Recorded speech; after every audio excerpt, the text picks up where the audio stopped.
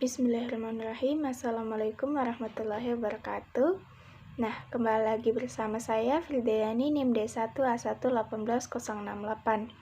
Apa kabar teman-teman semua? Semoga kita tetap senantiasa dalam lindungan Allah Subhanahu wa Ta'ala.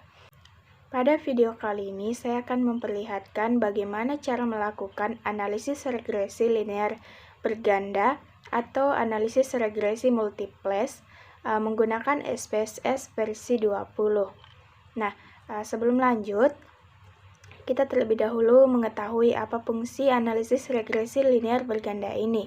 Regresi linear multiples atau berganda berfungsi untuk mencari pengaruh dari dua atau lebih variabel independen atau variabel bebas atau yang kita lebih tahu yaitu variabel X terhadap variabel independen atau variabel terikat atau yang disimbolkan dengan variabel Y. Dengan demikian, secara sederhana dapat dikatakan bahwa apabila kita ingin mengetahui ada tidaknya pengaruh satu variabel X terhadap variabel Y, maka akan digunakan analisis regresi sederhana. Sementara jika kita ingin melakukan untuk mengetahui pengaruh dua variabel X atau lebih terhadap variabel Y, maka kita menggunakan analisis regresi linear berganda. Kemudian, asumsi analisis regresi berganda. Ada beberapa asumsi atau persyaratan yang dilakukan, yaitu yang pertama, uji normalitas, kemudian yang kedua, uji linearitas, kemudian yang ketiga, uji multikolinearitas, kemudian yang keempat, uji heteroskedastisitas, kemudian yang kelima, uji autokorelasi. Nah, langsung saja kita masuk pada contoh kasus analisis regresi berganda. Nah, pada ini kita harus menyiapkan data di aplikasi Excel. Nah, di sini sudah ada beberapa data-data yang kita sudah siapkan. Dari data-data ini kita akan mengetahui apakah ada pengaruh variabel motivasi X1 dan variabel minat X2 terhadap variabel prestasi atau Y. Maka adapun data-datanya dapat dilihat di tabel Excel ini. Kemudian teman-teman masuk pada aplikasi SPSS yang ada di komputer teman-teman. Kemudian kita masuk pada variable view. Dan pada kolom name kita mengisi motivasi.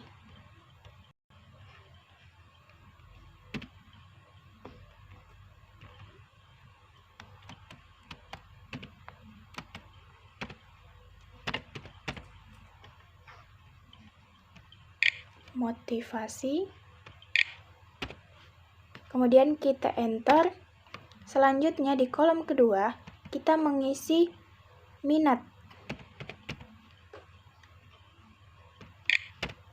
Kita enter. Kemudian yang ketiga kita mengisi prestasi.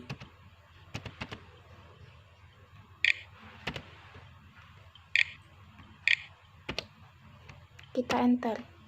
Nah, jika sudah seperti ini, maka di desimal kita ubah menjadi 0.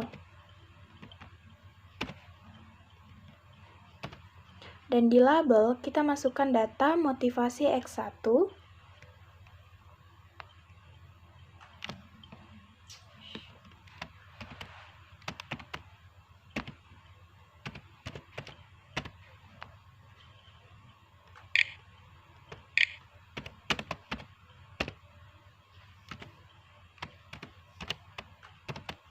Kita enter. Kemudian yang kedua kita masukkan minat X2. Kita enter. Kemudian kita lanjut prestasi.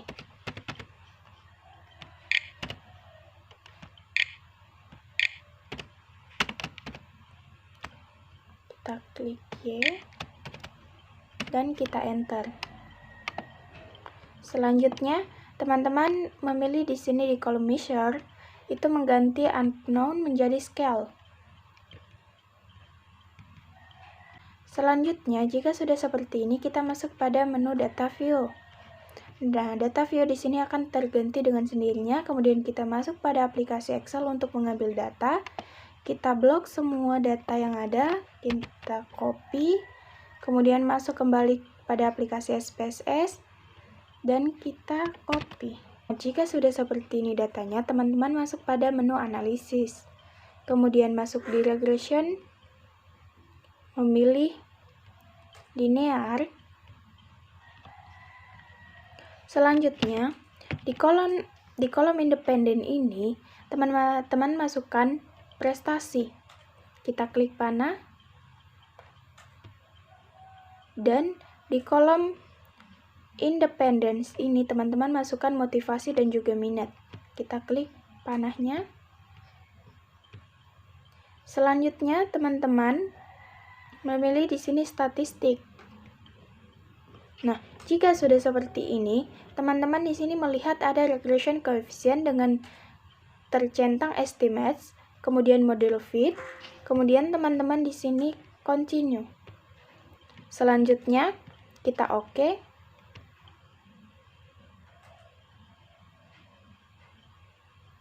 Dan akan menghasilkan output SPSS.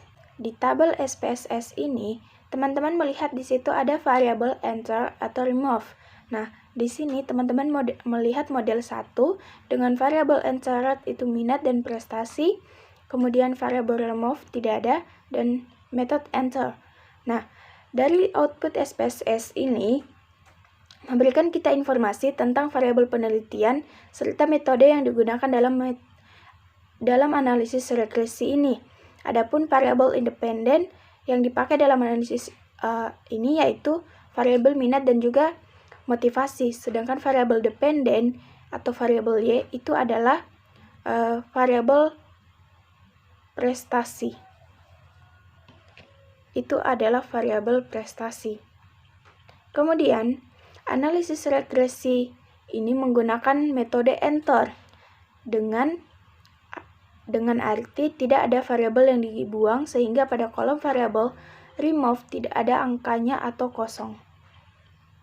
Selanjutnya kita masuk pada model summary.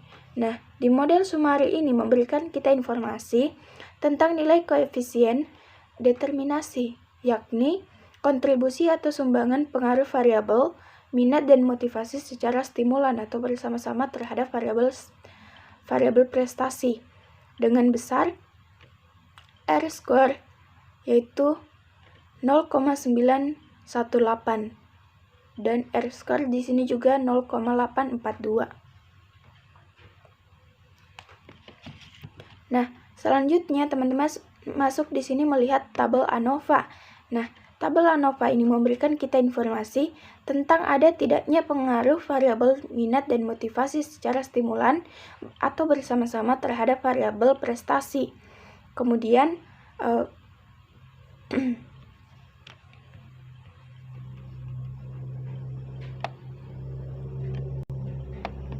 selanjutnya teman-teman di sini masuk pada menu koefisien. Pada menu koefisien ini memberikan kita informasi tentang persamaan regresi dan ada tidaknya pengaruh variabel minat motivasi secara parsial atau sendiri-sendiri terhadap variabel prestasi. Teman-teman di sini dapat melihat variabel konstan motivasi yaitu dengan angka signifikan 0,806 dan juga minat sebesar 0,07 dengan bantuan tabel hitung atau T-hitung yaitu sebesar 0,253, 0,992 dan juga 3,441.